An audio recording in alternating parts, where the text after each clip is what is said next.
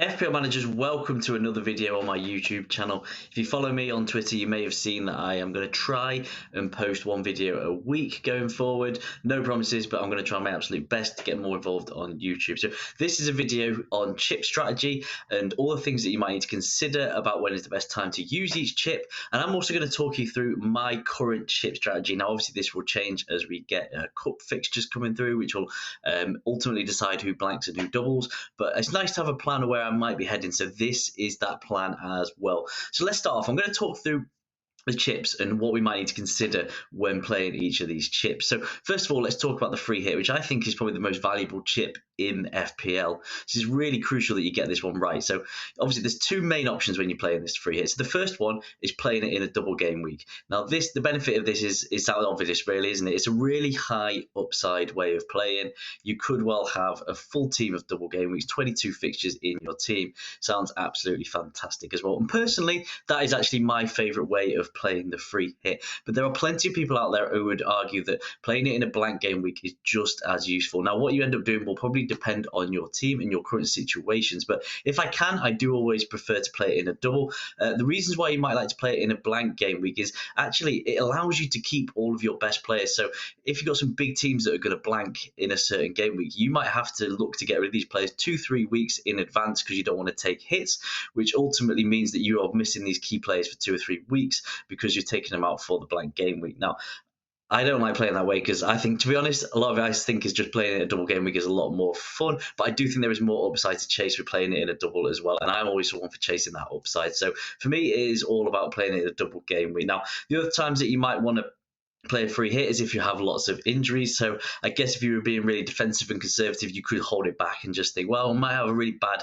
dodgy game week where I'm going to need a way out of it. But personally, I don't really like to think about that. And I think you'd always want to look at playing it in a blank or double game week. Now, the other thing that you might want to consider as well is the later that you leave your free hit as well, the more team value that you are essentially or more likely to have built in your team by the end of the season. So the later you play it, you could actually be able to get a better free hit, not by loads, but you might be able to get a better free hit than if you played it a few weeks before because you want to have that few extra, well, not few extra million, a few point extra, few point 1, 2, 3 millions, whatever extra, which could be the difference when playing that free hit. So that's the free hit. As I said, double game week is my preference. So next up, let's talk about the bench boost.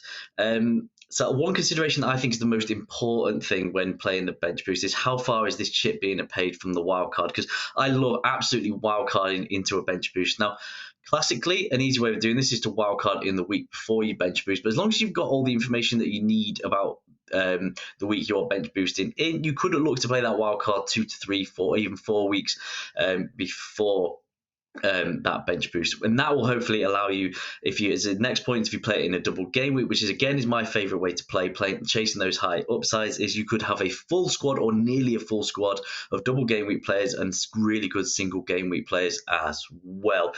Now, there's a lot of people out there that say it's a bit of a random chip and just play it when you feels right, and I've seen loads of success of teams recently where they go, you know what, I've got 4 really good fixtures on my bench, it feels a shame not to play it now, and then they just play it. And that does work out a lot. But again, for me, that preference is playing it in a double game week. And then the other trip I want to talk about is the triple captain. Now, ideally, I think this is best played in a small double game week, a week where you probably not big enough that you'd want to use your bench boost or free hit, but obviously when there's a good team playing or big teams or talisman, as I've put here, with good fixtures. So a prime example of that will be game week 25, where we know that Man City have got 2 really good fixtures coming up. So that's going to be a prime week, I think, for using a triple captain. And as I've mentioned, because obviously it's a double game week as well, where it's likely that you're going to play this chip, just be comfortable with the expected minutes of that player in that double game week. Because if it's a player that's that's likely to get rotated and is probably going to have a fixture on a Saturday and then the midweek after, just think, is that player likely to play a really good amount of minutes? Now, quite often when we get double game weeks, players don't often play 180 minutes, but if you can pick a player that's going to get 90 minutes and then maybe 70 minutes, that is probably enough. So that is all the things I would consider as well when using a triple captain. So now I want to talk about the state of play, the double and blank game week schedule, and also I've put on the side here my plan of when I plan to use these chips. Now this is open to change, and I'll talk about the reasons why this might change as we kind of roll through. But I've listed here all of the key weeks that I think are going to be big in FPL. So starting off right in front of our faces in a few weeks, we've got game week 25, which is going to be a double for Man City and Brentford. Now, that is confirmed, that is locked in. I've also put in here that there's a chance that Liverpool and Luton, obviously, there's lots of talk that could happen, could be a double game week in 25. Now, that is going to be a really interesting conundrum of how we play that, because if they double in game week 25, then they also blank in game week 26. So it's going to be how many of those players do we put in from those teams to then blank in the week after. So that is why potentially going for like a free hit in game week 26 might be really popular, because it allows you to load up in game week 25 rather than having to try and negotiate transfers, maybe taking hits or just ignoring the game week completely. Now, for me personally, my team situation anyway, I've got 3 Man City players, so I'm quite happy with that going into it. And I know I can probably get Salah as well if he is fit too. And I might only have 4 double game week players in that game week, but do you know what? I think I'm fine with that, because I'm also going to use my triple captain, which will help me in that week. So it should allow me to still get a decent score. Now, ideally, this will be played on Erling Haaland.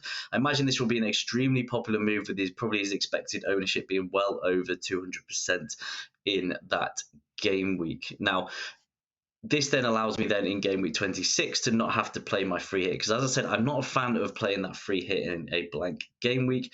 So we know that we got blank game week fixtures for Liverpool, Luton, Chelsea and Tottenham. Now, again, I've been kind of planning in the background, knowing that these fixtures are likely to be blank. So in my team personally, I have actually only going to have maybe up to 4 blanking players in this game week, which is why I'm not too concerned about trying to load in loads of players for the double and then trying to get them all out for the blank or using a chip, because I kind of feel like it'll even itself out. I'm not going to have loads of players in the double, but then I'm going to have players in the blank, and I won't have used a free hit in the blank as well. So I kind of feel over that period it'll even itself out, and it won't actually be that bad a scenario for me. Well, I hope so anyway. So then after that, we've got a few now normal weeks. So 27, 28 should be normal weeks. Now, there is still a fixture of Bournemouth and Luton to be rearranged, which could slot in so many game weeks we don't know when it is. So I've not even considered that in my thinking with these plans. That'll just come when it comes, I guess. Now, game week 29, this is going to be another blank game week. This is going to be quite a large blank game week because of the FA Cup, which I believe is the 5th round.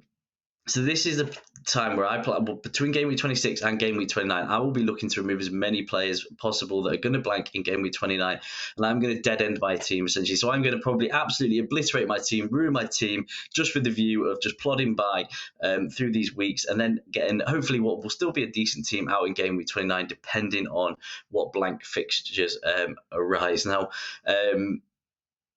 that will then mean that game week 30 afterwards, depending on who blanks. Now, if the blank game weeks fall nicely, I might not need to wildcard straight after game week 30, which would be quite nice, because if I scroll onto the fixtures, you can see here that, well, basically, game week 30 is a bit of a tricky one to actually wildcard in, because Man City and Arsenal are playing each other. That's a really tricky week. So we're probably going to want players from those teams in our wildcards. So that is going to be a difficult one to navigate, which could mean that game week 31 would actually be nicer. But then if you don't wildcard in game week 30, you could be missing out on some good fixtures as well for like Newcastle and Spurs, some good home fixtures, and Chelsea too. So those are things that we'll have to consider kind of as we go. Now, because game week 29 is a blank game week because of the FA Cup, we'll also know who's going to go through in the FA Cup. So more importantly as well, we will also know who is going to blank and double in game week 34. So that's really going to help inform our decision on who to bring in on that wild card. And then if all goes to plan with the fixtures, now this is the bit where it's up for debate. If it all goes to plan, that means that I can plan a really good game week 34 bench boost team with a game week 30 wildcard or game week 31 wildcard, depending on how decimated my team has been by game week 29. Now, in an ideal world, I think I want to play my bench boost in game week 34. Now, this is because as I said earlier, I like to play my bench boost as close as possible to my wildcard, so I can set that up nicely and hopefully have a full team of double game weeks. But as you can see here, this is also a blank game week because this is also the week of the semi-final of the FA Cup. So there could be some big teams that are blanking because it's semi-final. You'd expect some big teams to be progressing. So these are all the things that I will be waiting on from the FA Cup results to find out when I'm then going to either bench boost or free hit. Now, if I'm happy with the teams that are doubling and the teams that are therefore also not blanking, I will then use my bench boost. But if I think I'm actually going to be ruining my team and have a really bad team for weeks just because of this one game week in game week 34, then I will look to free hit in 34. Now, the reason I prefer to actually use my free hit in 37 is game week 37 is going to be a tricky one. There's going to be teams that are on the beach. There's going to be teams mid-table, nothing to play for, or a team might have already won the league, already relegated. If I use my free hit in game week 37, it feels like a good opportunity to target teams with something to play for. And historically, at the end of the season, there's quite often some big high scoring games or some shocks as well. So it really feels like I can try and engineer my team as best as it can be in what is probably going to be a tricky week to navigate. My problem with the bench boost in game week 37 is that there could be so much rotation with players if they've got things wrapped up, or players just not off, maybe just generally off it because they've got nothing to play for. And I don't want to have to play a bench boost in that week where I'm thinking, is that player even going to play? Is he going to be rested? Is he going to be subbed off at half time to let a kid play 45 minutes? These are all the things that I'm worried about with playing a bench boost in game week 37. So in an ideal world, I will be looking for every situation, every scenario possible that will allow me to play that bench boost in game week 34.